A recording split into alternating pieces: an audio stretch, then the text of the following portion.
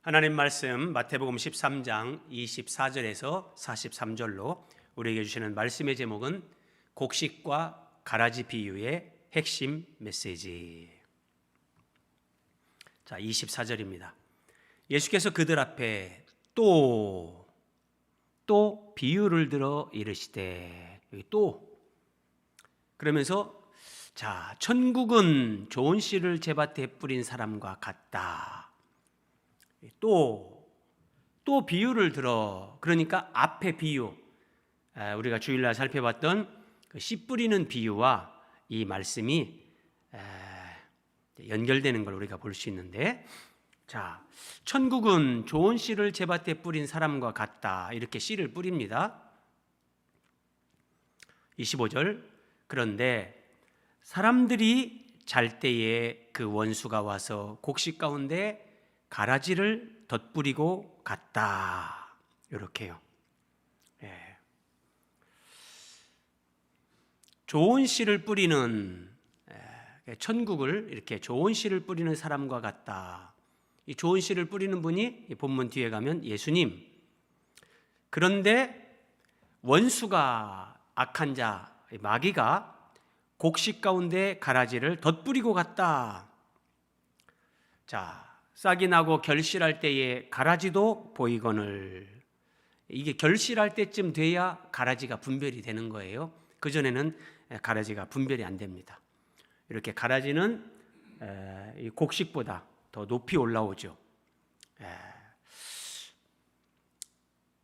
집주인의 종들이 주인에게 말합니다. 주여, 밭에 좋은 씨를 뿌리지 아니하였나이까? 그런데 가라지가 어디서 생겼나이까? 주인이 대답합니다. 원수가 이렇게 하였구나. 종들이 말하되, 그러면 우리가 가서 이것을, 가라지를 뽑기를 원하십니까?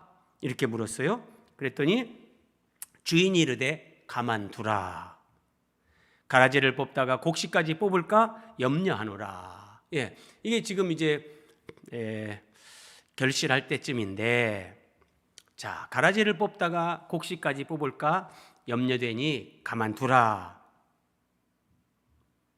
그리고 자, 주님이 이렇게 말씀하십니다. 둘 다, 곡식과 가라지 둘 다 추수 때까지 함께 자라게 두라.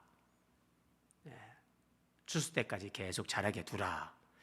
추수 때에 내가 추수꾼들에게 말하기를, 먼저 가라지는 불사르게 단으로 묶고 곡식은 모아 내 곡간에 넣으라. 이렇게 할 것이다.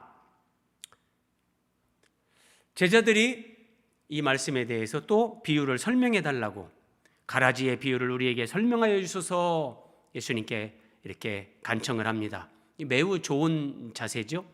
잘 이해가 안 될 때는 다시 설명해 달라고 해야 됩니다. 그랬더니 예수님이 이 비유를 이렇게 설명해 주시는데, 좋은 씨를 뿌리는 이는 인자요. 하나님의 아들이지만 사람의 아들로 오신 예수님이 좋은 씨를 뿌리는, 예수님을 가리키는 거다. 자, 밭은 세상이요. 그럽니다. 밭은 세상이요. 씨를 뿌리는 밭은 세상이다. 그리고 좋은 씨는 천국의 아들들이다. 예수님이 뿌리는 좋은 씨가 있는데 이건 천국의 아들들이다. 가라지는 악한 자의 아들들이다. 이렇게 다 설명을 해 주십니다. 그리고 가라지를 뿌린 원수는 마귀다. 이게 마귀다. 추수 때는 세상 끝, 종말의 때요. 추수꾼은 천사들이니 가라지를 거두어 불에 사르는 것 같이 세상 끝에도 그러하리라. 여러분, 예수님 말씀, 이게 오늘 이 비유 전체 내용인데 한번 보세요. 가라지를 거두어 불에 사르는 것 같이, 가을 추수를 끝내고 가을 거지를 하면서 이런 가라지, 논밭에 있는 어떤 이런 것들을 불태우죠. 그런데 이런 것처럼 세상 끝에도 그러하리라. 여러분 기억하십니까? 비유, 파라볼레, 나란히 곁에 두다, 옆에 두다. 그러므로 이렇게 어떤 진리를 드러내는 거죠. 이 자연계의 추수를 통해서 그 추수 후에 이런 가라지를 불태우는 이 가을거지 이거를 예수님께서 여기에다가 이제 천국에서 하나님 나라에서 있게 될 마지막 세상 끝에 있을 심판, 세상 끝에도 그러하리라. 그래서 이때는 사람의 영혼, 그 영혼이 알곡이냐 가라지냐 이걸 분별해서 이제 분리시킨다는 거, 이렇게까지 주님이 말씀을 해주셨어요. 자, 우리가 뭐 익숙하게 아는 말씀인데, 자, 조금 더 그 의미들을 깊이 한번 살펴보겠습니다. 먼저 이 씨 뿌리는 비유와 가라지 비유의 연속성. 자, 첫 번째 비유 마태복음 13장 이 7가지의 천국 비유가 나오는데, 첫 번째 비유는 우리가 씨 뿌리는 비유. 씨를 뿌리는 자가 뿌리러 나가서 뿌릴새, 씨 뿌리는 비유다 그랬어요. 그런데 이제 오늘 두 번째 비유, 예수께서 그들 앞에 또 비유를 들어 이르시되 천국은 좋은 씨를 제밭에 뿌린 사람과 같다. 그래서 이 두 비유가 연속성을 가지고 있다 생각해 보면 알 수 있어요. 그러니까 씨를 뿌리는 비유는 세 개의 밭은 결실하지 못하고 씨를 허비했는데, 이 좋은 땅에 떨어진 씨는 이제 30배, 60배, 100배 열매를 맺었잖아요. 그런데 그 100배 열매를 맺는 좋은 땅에 떨어진 그 씨가 어떻게 성장하는가, 결실을 하기까지, 그것을 이 두 번째 비유를 통해서 예수님이 이 연속성을 가지고 설명을 해주시는 거다. 이런 어떤 흐름, 본문의 맥락을 우리가 이해하는 것도 매우 중요합니다. 그러니까 좋은 땅에 뿌려진 그 씨앗이 30배, 60배, 100배 열매를 맺었다. 첫 번째 비유에서는 그렇게 끝나는데, 그냥 이게 심어지기만 하면 그냥 그대로 그렇게 좋은 땅은 거두는 건가? 그렇지 않은 것이 있다는 것. 또 하나의 천국의 비밀을 예수님께서 두 번째 비유, 오늘 이 곡식과 가라지 비유를 통해서 우리에게 가르쳐 주십니다. 자, 첫 번째 비유에서 더러는 좋은 땅에 떨어짐에, 자, 좋은 땅에 씨앗이 떨어졌죠? 예컨대 이렇습니다. 이 좋은 땅에 이 씨앗이 떨어졌어요. 자, 이렇게 떨어졌는데, 자, 이제 오늘 말씀은 어떻게 이어지냐면 25절, 사람들이 잘 때에 그 원수가 와서 곡식 가운데 가라지를 덧뿌리고 갔다. 예, 요렇게요. 좋은 땅에 씨를 뿌렸는데, 그리고 이제 이것이 추수 때가 돼서 30배, 60배, 100배 열매를 맺었는데, 첫 번째 비유만으로는 우리가 더 이상 뭐 알 수 있는 내용이 없어요. 그런데 좋은 땅에 떨어진 씨앗이 열매를 맺기까지 어떤 일이 일어나는가, 두 번째 비유에서 설명을 하는데, 자, 이렇게 좋은 땅에 씨가 뿌려졌어요. 그리고 이것이 이제 뿌려진 직후에 어떤 일이 일어나냐, 사람들이 잘 때 그 원수가, 악한 자, 마귀가 와서 곡식 가운데, 이미 뿌려진 이 씨앗 가운데 가라지를 덧뿌리고 갔다. 좋은 씨, 좋은 땅에 뿌려진 씨가 있는데, 씨가 뿌려진 그 땅에 또 가라지를 뿌렸다, 덧뿌렸다. 그래서 30배, 60배, 100배 결실하기 전에 이런 일이 있다는 거예요. 이런 일이.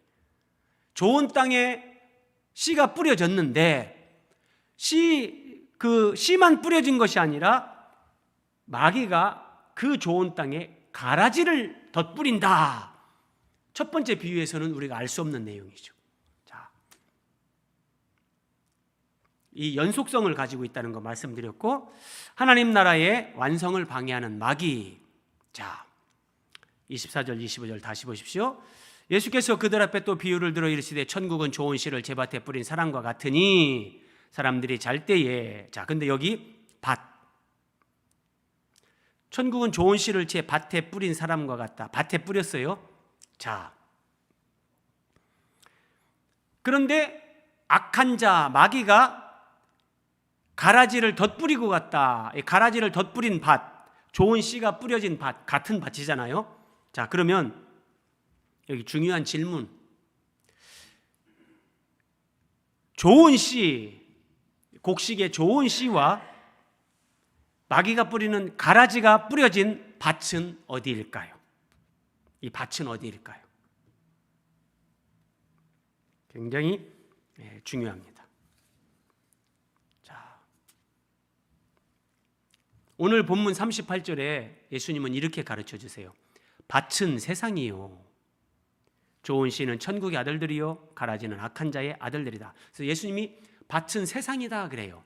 그런데 이런 말씀을 볼 때 그래서 성경 전체적인 어떤 그런 성경 신학적인 관점에서 이런 것들을 해석할 수 있어야 되는 거예요. 자, 밭은 세상이라고 할 때 이런 의미들을 함의합니다.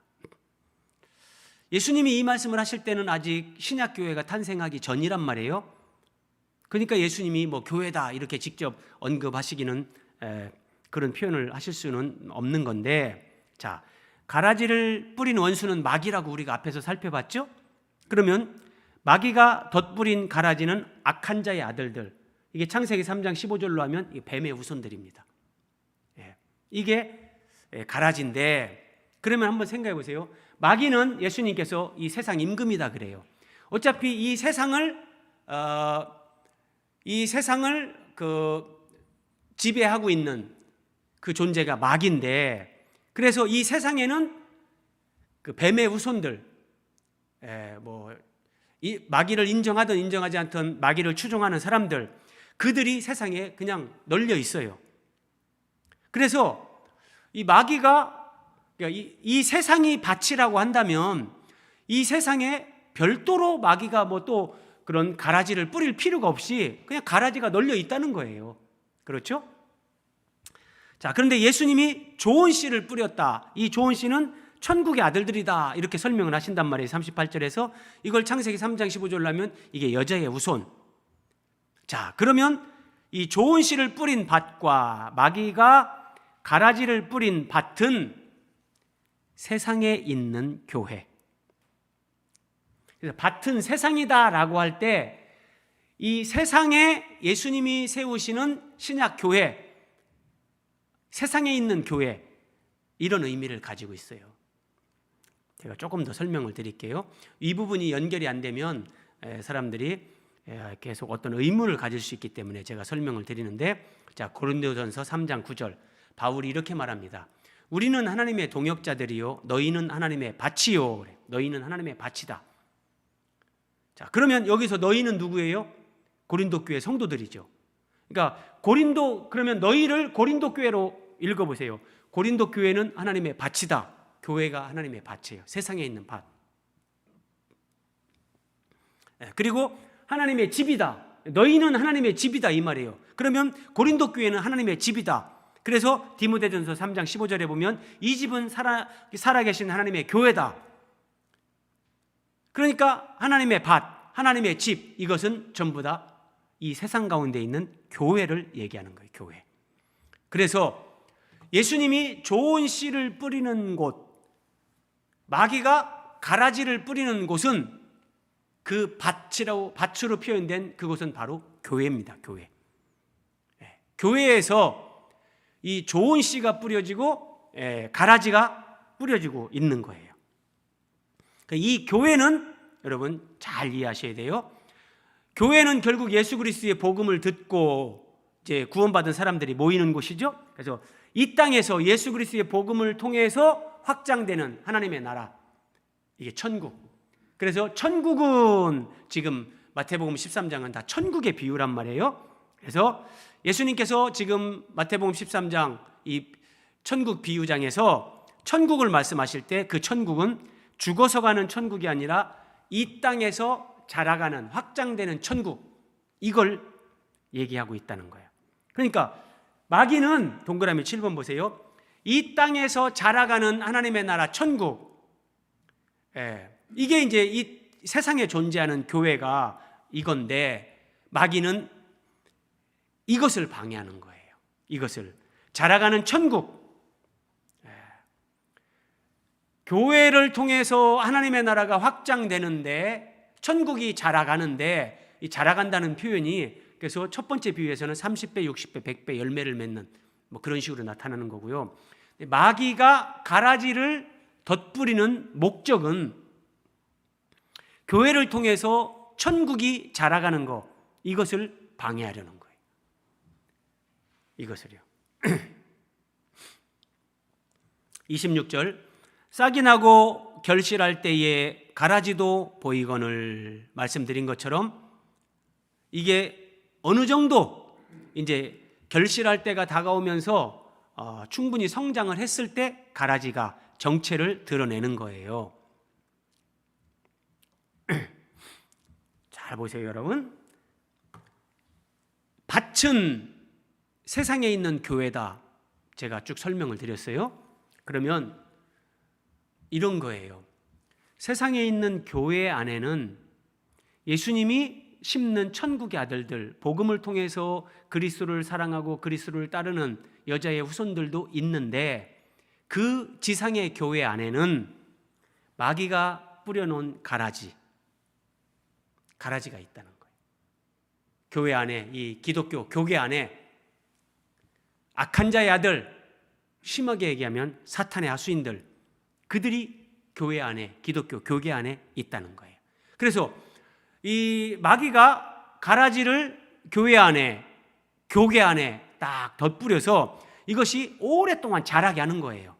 그래서 이제 결실할 때에 가라지도 보이거늘, 오랜 시간이 흐르고, 그래서 곡식이 자라는 것과 더불어 가라지도 자라게 하는 거예요. 여러분, 우리나라에 이제 교회가 이제 유럽의 교회, 그리고 이제 미국의 교회, 이제 지금은 대한민국 교회가 거의 이제 하나님이 이렇게 세계적으로 쓰실 수 있는 그런 교회가 됐는데, 여러분 생각해 보세요. 미국은 이렇게 복음의 바탕 위에 세워진 국가라고 우리가 알고 있지만, 지금 미국처럼 또 타락이 심한 나라도 드물죠. 그러면 이제 지구상에서 기독교 복음을 이렇게 선교하면서 어떤 교회됨을 나타낼 수 있는 교회는 진짜 한국 교회가 유일해요. 아직까지 유럽과 미국의 그런 남은 자들이 소수 있지만, 자, 무슨 말씀을 드리려고 하냐면, 그래서 하나님의 그 교회의 어떤 촛대, 계시록에서 주님이 촛대를 옮기리라 그런 말씀하시잖아요. 그러니까 유럽 교회가 미국으로 옮겨졌어요. 미국의 교회가 아시아의 이 코리아로 옮겨졌어요.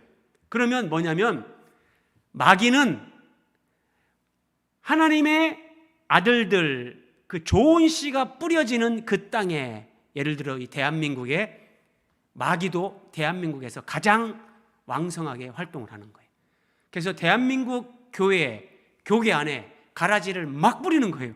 그래서 여러분, 이제 기독교 복음이 들어오고 한 140년 지나면서 이게 신천지, 하나님의 교회, JMS, 오만 이단들이, 그래서 지금은 우리나라가 선교사 두 번째로 많이 파송한 국가인데, 또 하나 있어요. 이단을 가장 많이 수출하는 나라예요. 이단을. 우리나라에서 자생적으로 발생한 이런 이단들이 이제 해외로 나가는 거예요. 이게 바로 하나님께서 이 교회의 촛대를 한국 교회로 이렇게 옮기시고 세우시는데, 그러니까 마귀도 이걸 알아요. 마귀가 이 한국 교계 안에 가장 많은 가라지를 뿌리면서, 그래서 지금 이렇게 이단들이 우후죽순처럼 일어나면서 한국 교회를 어지럽히는 거예요. 왜 그렇게 하냐? 왜 그렇게? 결국은 이거예요.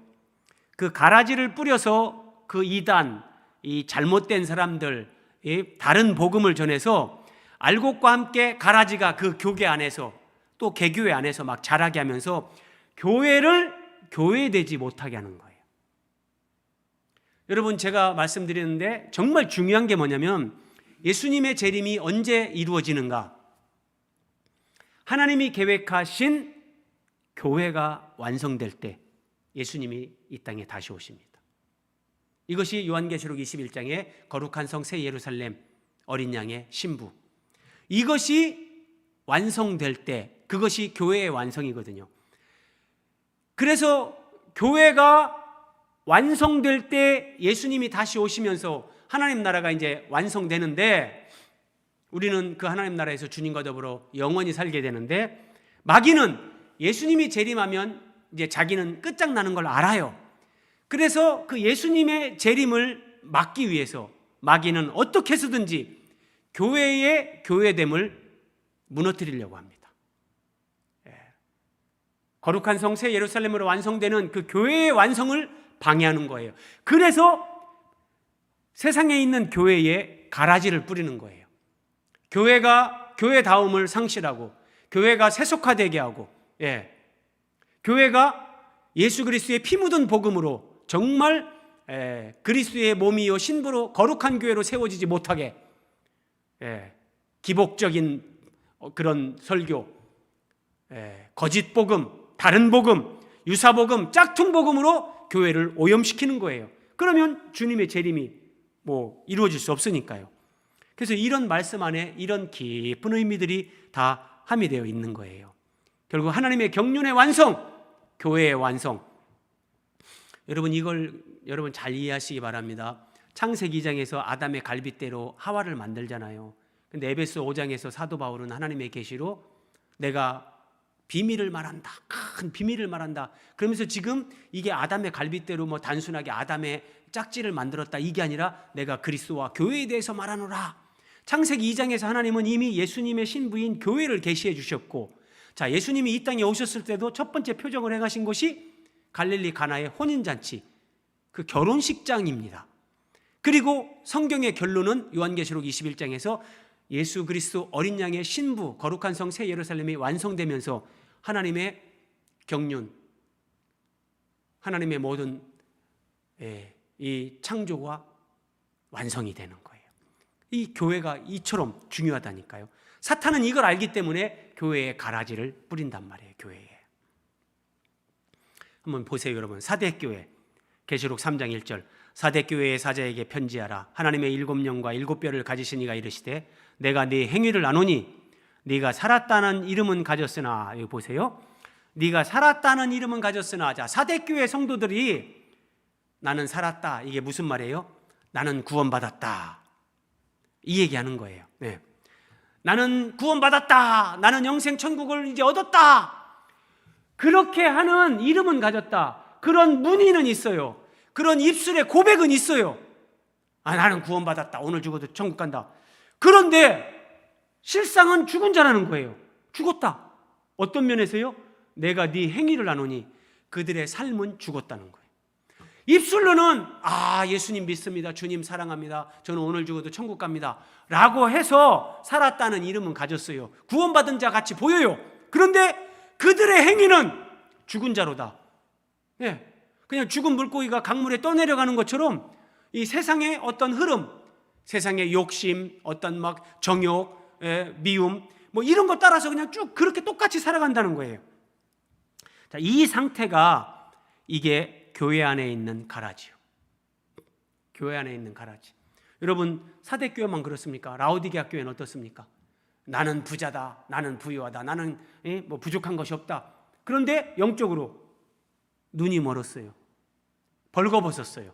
그러니까 라오디게아 교인들은 영적으로 보면 예배드리러 교회당에 모이는데, 예배당에 앉아 있는데 전부 다 옷 다 벗고 있는 거예요. 자기가 벗은 줄도 몰라요. 부끄러워할 줄도 몰라요.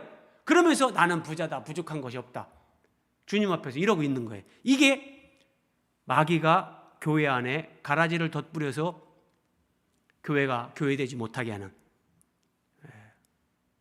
그런데 이 사대교회에도 하나님이 특별히 이렇게 알곡으로 자라는 사람들을 남겨두신단 말이에요.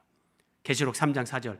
그러나, 자, 살았다는 이름은 가졌으나 죽은 자들이 사대교회에 허다했어요. 그러나 사대교회에 그 옷을 더럽히지 아니한 자 몇 명이 내게 있어. 옷을 더럽히지 않았다. 주님 앞에서 순결한 신부의 삶, 거룩한 믿음의 삶을 사는 자들이 몇 명이 있다. 이게 오늘 말씀으로 적용을 한다면 이게 알곡이고, 살았다는 이름은 가졌으나 나는 구원받았다고 입술로는 떠벌리지만 행위로는 죽은 자, 가라지들이 교회 안에 함께 있는, 이걸 성경은 우리에게 보여주는 거예요. 그러면 여러분, 이제 자, 한번 보자고요. 좋은 씨와 가라지는 어떻게 뿌려지는가? 예수님이 37절 39절에서 이렇게 말씀하셨습니다. 좋은 씨를 뿌리는 이는 인자요, 가라지를 뿌린 원수는 마귀다. 그러니까 예수님도 마귀도, 예수님은 좋은 씨를 뿌리고 마귀는 가라지를 뿌립니다. 지금도 이렇게 이 뿌리는 일을 하고 있는 거예요. 그러면 여러분, 예수님은 세상에 있는 교회 안에 어떻게 이 좋은 씨를 뿌릴까요? 지금 마귀는 어떻게 교회 안에 가라지를 뿌릴까요? 이것을 알기 위해서 예수님이 뿌리시는 좋은 씨가 뭔가 이거를 알아야 됩니다. 좋은 씨를 뿌리는 이는 인자요 그랬잖아요. 예수님이 뿌리는 좋은 씨가 뭔가 이걸 알면 예수님이 세상에 있는 교회 안에서 좋은 씨를 어떻게 뿌리고 마귀가 그 교회 안에 어떻게 가라지를 뿌리는가 우리가 알 수 있습니다.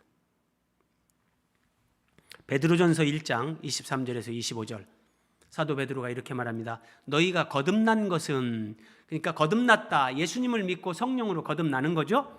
이것이 이제 좋은 씨가 뿌려져서 싹이 트는 거죠.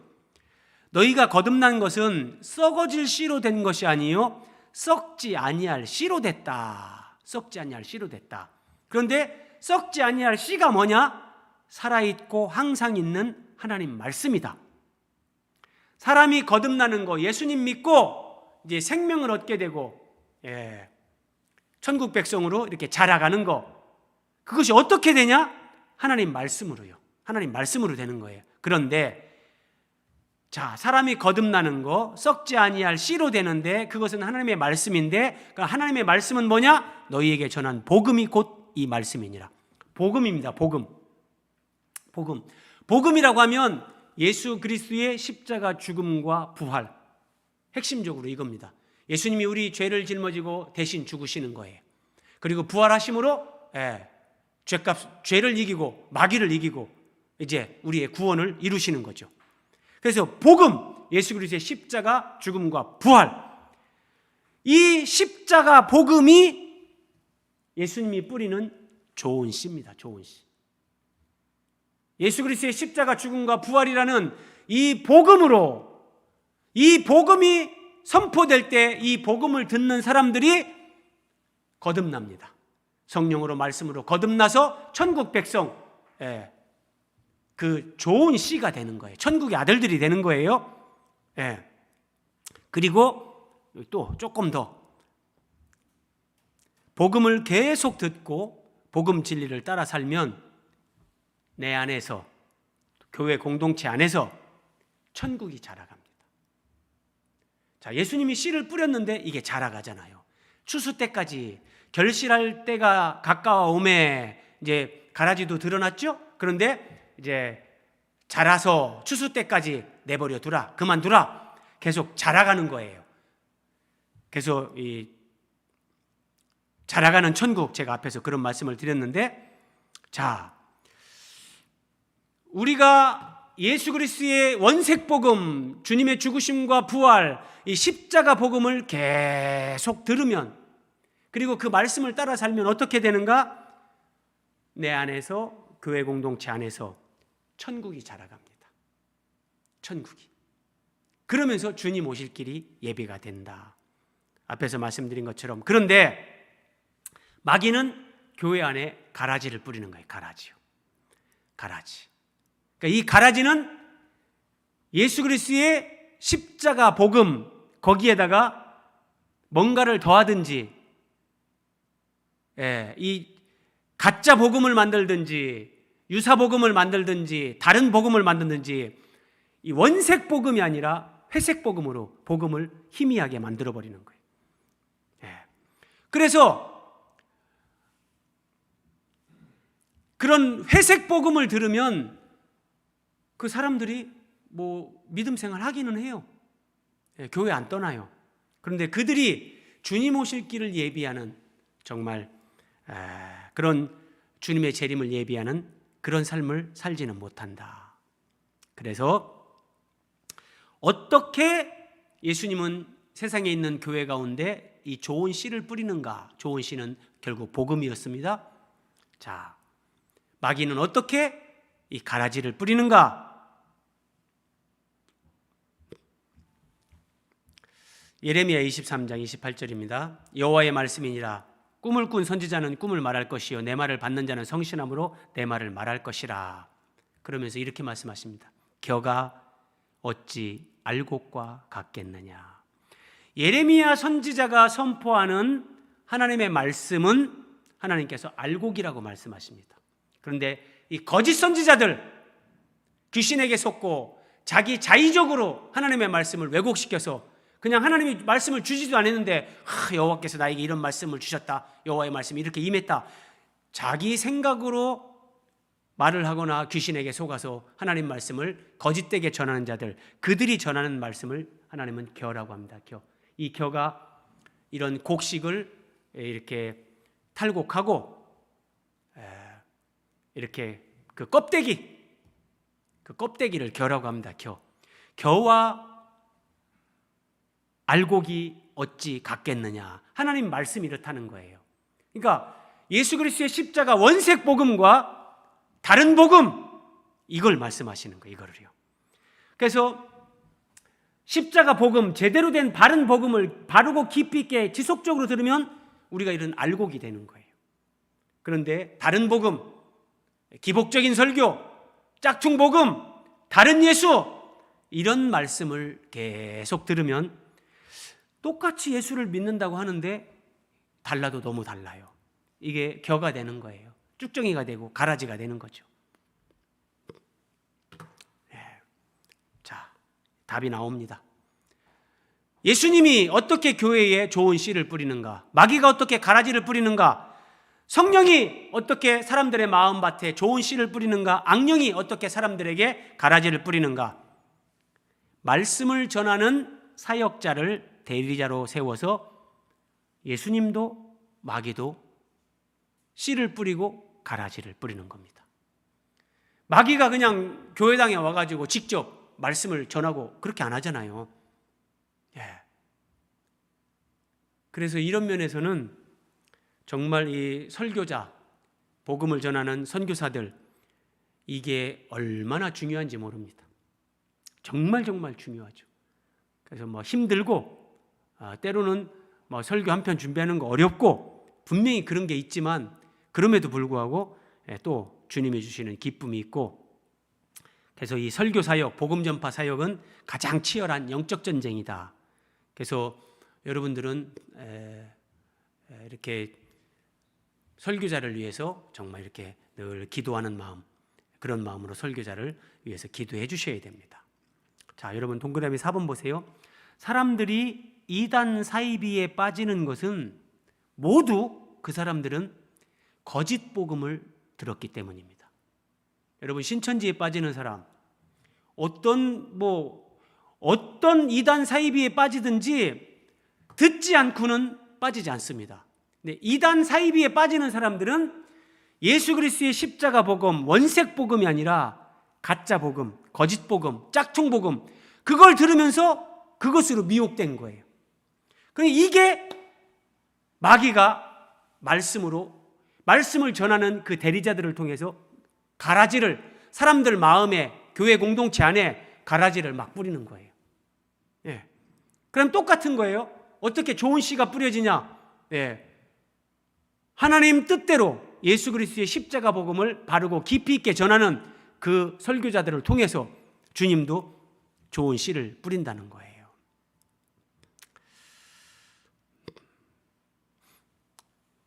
여러분들도 경험하셨을 건데, 이단은 아닌데 진짜 정통교회 다니는데 어떤 사람들을 만나서 진짜 신앙적인 얘기를 하면 막 벽이 느껴지는 사람들, 대화가 안 되는 사람들이 있어요.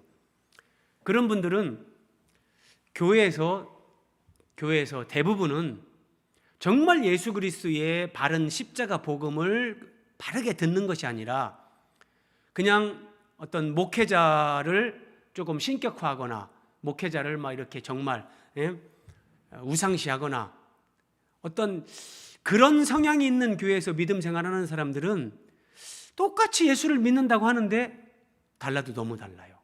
그러니까 뭔가 정말 원색 복음을 듣지 않고 뭔가 오염된 복음을 듣는 거죠.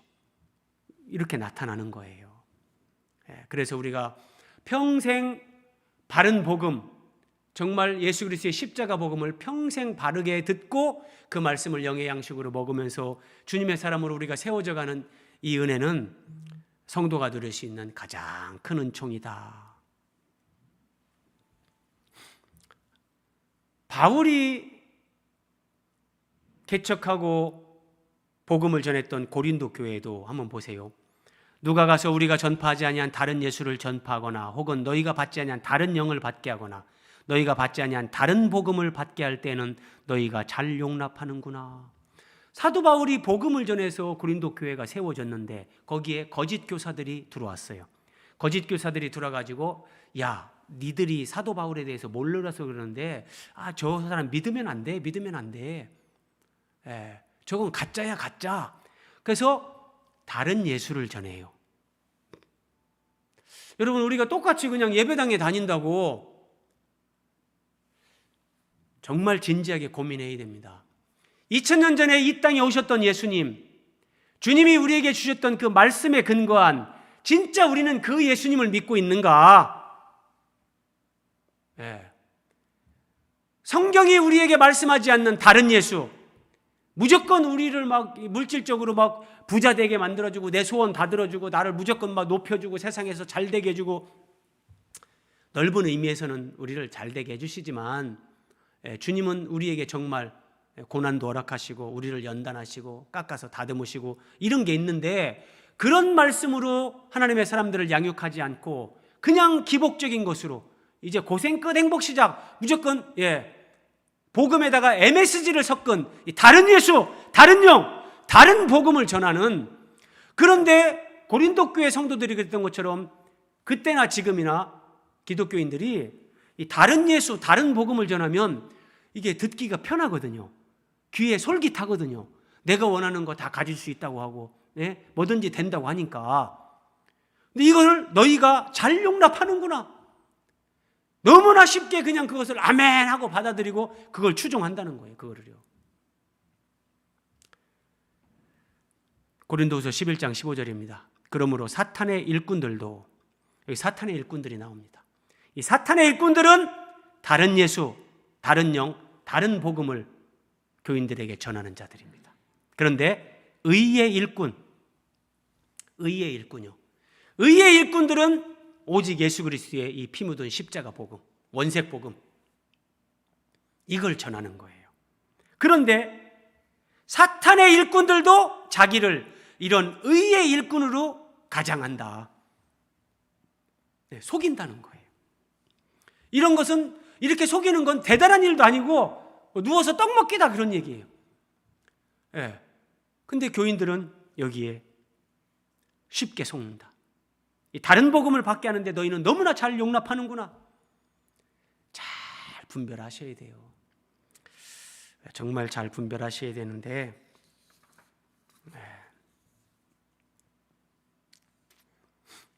오늘 말씀의 마지막 단락, 곡식과 이 가라지 비유의 핵심 메시지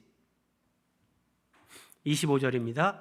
사람들이 잘 때에 그 원수가 와서 곡식 가운데 가라지를 덧뿌리고 갔더니, 곡식 가운데, 곡식은 이게 그러면은 교회에 있는 하나님의 사람들, 교회 가운데 참된 신자들 가운데 가라지를 뿌리고 갔다.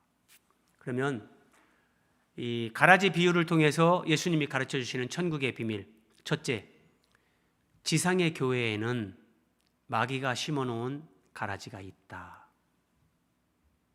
가라지가 있다는 거예요. 그리고 이 세상에 등장하는 사탄의 하수인, 예컨대 이단의 괴수, 사이비 교주, 하여튼 이런 유사복음, 짝퉁복음, 거짓복음을 전하는 기복적인 설교를 하는 목사들, 이런 사람들이 교회에서 나온다는 거예요. 교회에서요. 교회 안에는 가라지면서 알곡처럼 보이는 위선자들이 있다. 왜요? 곡식 가운데 가라지를 마귀가 뿌렸잖아요. 그런데 곡식, 알곡인 성도들과 가라지가 한 예배당 안에 있어요. 그런데 가라지가 자기가 가라지라고 표를 안 내요. 자기도 알곡처럼, 예수님 바르게 믿는 사람처럼 그렇게 자기를 감추는 거예요. 그래서 교회 안에는 가라지면서 알곡처럼 보이는 위선자들이 있다.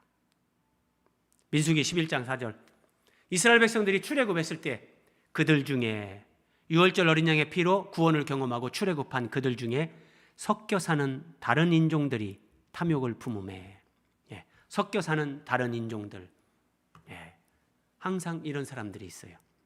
그들이 탐욕을 품고 원망하고 불평하고 애굽으로 돌아가자 이스라엘 백성들이 그 영향을 받는 거예요.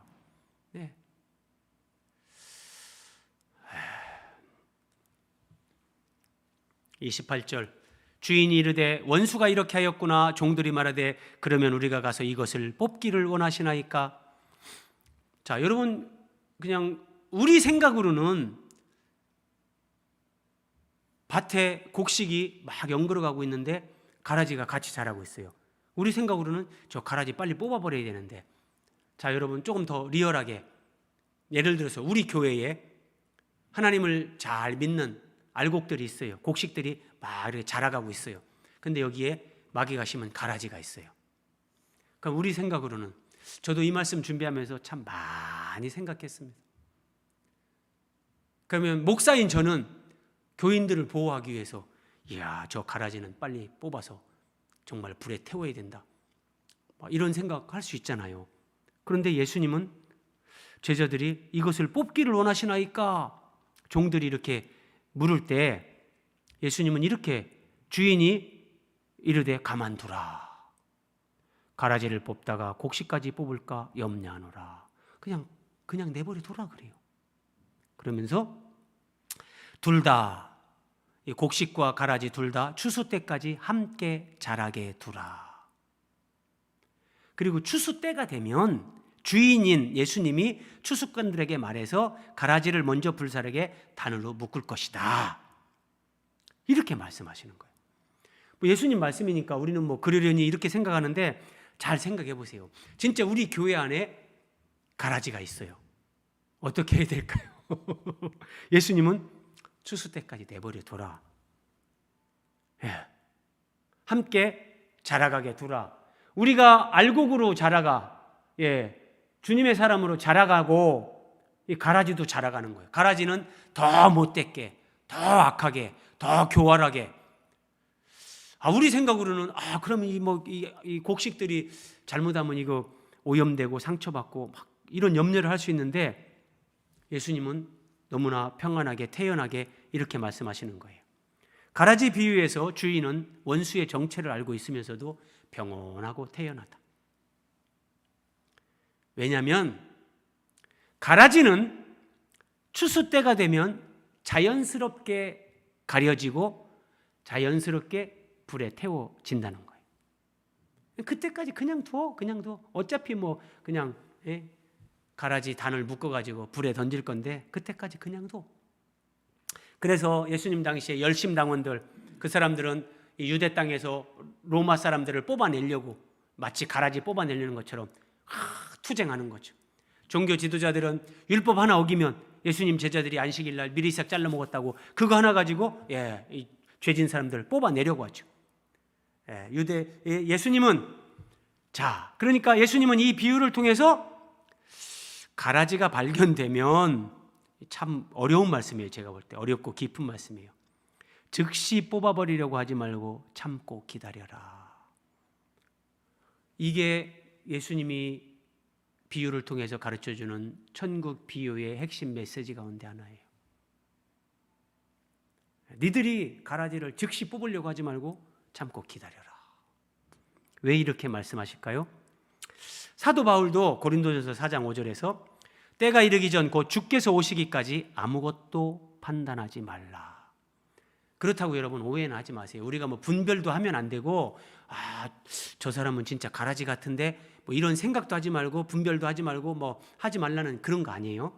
그러나 예수님이 오실 때까지 우리가 우리가 마치 하나님처럼, 심판자이신 하나님처럼 저건 가라지다, 우리가 결정하고 우리가 그걸 불에 태우려고 하는 그 일을 하지 말라는 거예요. 자, 한번 볼까요? 성경을 오해하면 안 됩니다. 그러니까 가라지를 내버려 둬라, 추수 때까지 내버려 둬라, 이 말씀을 오해해서 교회에서 예를 들어서 죄 짓는 사람들, 교회를 허물려고 하는 사람들, 교회에 이단들이 침투했는데 다 예수님이 그냥 두라고 한다, 그런 얘기가 아니에요. 성경을 오해하면 안 돼요. 불의, 불법, 죄를 용납하라, 그게 아니고, 우리가 사람이 가라지를 뽑으려고 할 때는 알곡도 뽑을 수 있다는 거예요. 예수님이 말씀하셨죠? 가라지를 뽑다가 곡식도 뽑을 수 있으니까 그냥 추수 때까지 자라게 내버려둬라 그랬잖아요. 자, 우리는 이 사람이 가라지인지 이 사람이 알곡인지 우리는 한계가 있다는 거예요. 그걸 아는데. 그래서 그거를 전제하고 말씀하시는 거예요. 다시 동그라미 3번. 예수님의 말씀의 초점은 교회 안에 어떤 죄나 악이나 인간들이 못된 짓을 하더라도 그걸 용인하라, 지금 이걸 말씀하시는 게 결코 아니고, 우리가 하나님처럼 가라지를 잘 분별해서 골라낼 수가 없다.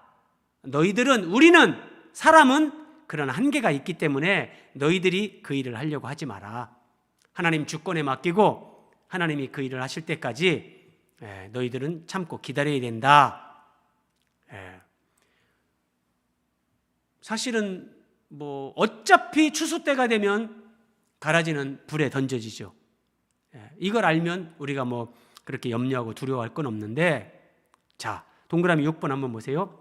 교회는 죄를 미워하고 죄와 싸워야 됩니다. 죄에 대해서는 단호해야 됩니다. 교회가 하나님이 거하시는 성전, 예수 그리스도의 순결한 신부인데, 교회가 거룩성을 잃어버리면 하나님은 그 교회를 징계하십니다. 하나님은 그 교회에 그대로 계실 수가 없습니다. 그래서 우리는 정말 죄를 미워하고 죄와 싸우고 죄에 대해서 단호해야 됩니다. 교회에서 누가 죄를 졌을 때 우리는 그 부분에서 성경적으로 그걸 처리해야 됩니다. 그러나 이걸 견지해야 된다는 거예요. 우리는 너나 할 거 없이 누구든지 죄를 지을 수 있는 연약한 존재라는 거. 자, 한 지체가 죄를 졌어요. 그걸 내가 알게 됐어요. 그때 우리가 비난하고 정죄할 수도 있지만, 그런 나도 죄를 질 수 있잖아요. 우리는 그런 가능성이 다 있는 연약한 존재들이잖아요. 그래서 하나님 앞에서 나도 저렇게 죄를 지을 수 있다는 자기 한계를 인정하고 겸손하고, 그러면서 그 지체를 위해서 정말 아파하는 마음으로 기도해야 되는 거예요.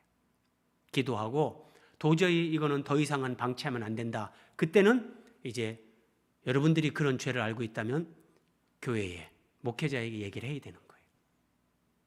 그러면 교회는 성경적인 원리를 따라서 그것을 치리하고 하나님 안에서 그 사람이 회복할 수 있도록 도와야 되는 거예요. 근데 여기에서 이런 겸손한 마음, 지금 죄 가운데 있는 그 사람들을 내가 사랑하는, 긍휼히 여기는 그 마음이 없으면 내가 심판자가 되는 거예요. 에이, 이 가라지, 너는 가라지야. 그래서 우리가 뽑아가지고 불에 태우려고 하는, 그럼 이게 이제 우리가 심판자, 하나님의 자리에 우리가 서는 것이기 때문에 이게 교만이 될 수 있다. 자, 말씀을 마무리합니다. 참 깊은 말씀인데요. 하나님은 오늘 이 가라지 비유를 통해서 우리에게 이렇게 말씀하셨는데, 하나님은 왜 교회 안에 가라지가 섞이는 것을 허락하실까? 우리 생각으로는 그냥 교회 안에 다 정말 착하고 순수한 믿음의 사람들만 있어가지고 그냥 그런 교회가 되면 얼마나 더 좋을까, 이런 생각이 들 수 있죠. 그러면 하나님은 왜 교회 안에 가라지가 섞이는 걸 허락하시는가? 주님은 왜 이 비유를 통해서 추수 때까지 둘 다 자라게 그냥 그만두라, 내버려 두라, 이렇게 말씀하시는가?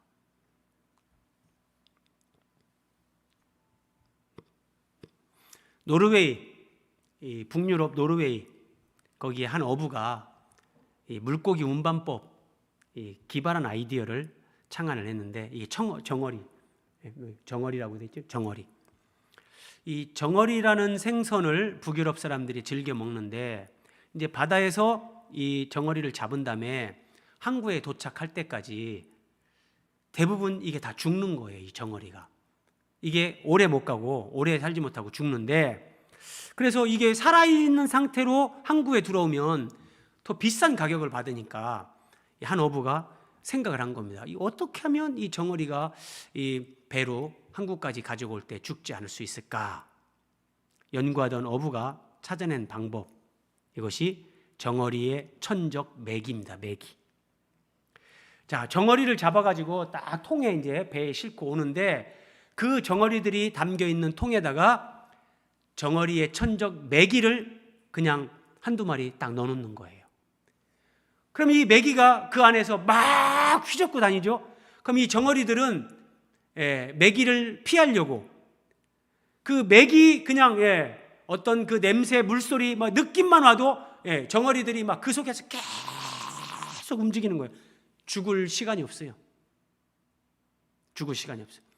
그렇게 막 매기 도망 다니다가 보면 배가 항구에 도착하고 이 죽던 정어리들이 살아서 항구까지 오게 된 거예요. 자, 여러분, 하나님께서 왜 교회에 가라지를 허락하시는가? 정어리가 항구에 올 때까지 살아있게 하는 것처럼 교회에 가라지를 허락하시는 하나님의 의도는 교회 안에 있는 알곡 신자들이 그 가라지를 통해서 더 깨어있게 하는 거예요. 그리고 분별하게 하는 거예요. 세상에는 정말 별의별 사람이 다 있고, 사탄의 우리가 생각할 수 없는 그런 계략이 있고, 이 교회 안에서도 이런 것들이 있을 수 있다. 그래서 천국 입성할 때까지 교회 안에서 믿음 생활하면서 더 깨어있고 분별하게 영적 분별력을 가지고 살게 하는 거예요.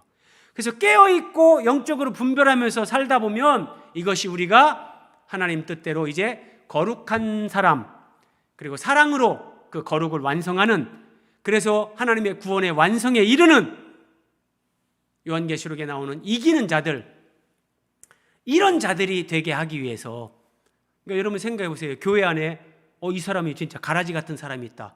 예수님은 그 함부로 너희들이 속단하지 말고 그걸 뽑아내려고 하지 말라, 참고 기다리라는 거죠. 그 참고 기다리면서 우리는 가라지 같은 그 사람, 근데 진짜 가라지인지 아닌지 우리는 모르잖아요. 그리고 누군가 죄를 졌다. 사람은 죄를 질 수 있는 거예요. 그렇죠? 다 연약하니까. 그때 그 죄를 짓고 넘어지는 그 사람을 향해서 정말 주님 안에서 사랑으로 아파하면서 불쌍히 여기는 마음으로 그를 위해 기도하고, 만약에 이렇게 한다면 한편으로는 영적으로 깨어있고 분별하면서 그 죄 가운데 넘어지는 지체들을 보면서 아파하고 사랑으로 그들을 위해 기도하고 격려하고 함께 세워가려고 노력하고, 여러분 이렇게 하면서 그리스도인들이 진짜 거룩과 사랑으로 하나님의 구원의 완성에 이르게 된다니까요. 이게 진짜 하나님이 계획한 그런 교회다운 교회가 된다니까요. 그래서 정어리 그 통 안에 매기를 집어넣는 것처럼 하나님은 교회 안에 가라지가 두르는 것도 허락하시고, 때로는 교회 공동체 안에 진짜 가라지는 아니더라도 이런저런 그런 연단의 과정, 고난, 아픔까지도 허락하시는 이유가 여기에 있다는 거예요. 참 우리 생각하고 다르죠? 저도 늘 그랬거든요. 단호하게 이거는 막 그런데 더 참고 기다려주면서 우리가 더 깨어있고 분별하고 또 그들을 사랑하면서 이런 천국의 원리를 이루어가는 교회, 천국의 원리를 따라 살아가는 그리스도인의 삶, 오늘 이 곡식과 가라지 비유를 통해서 주님 우리에게 이것을 말씀하십니다. 우리 기도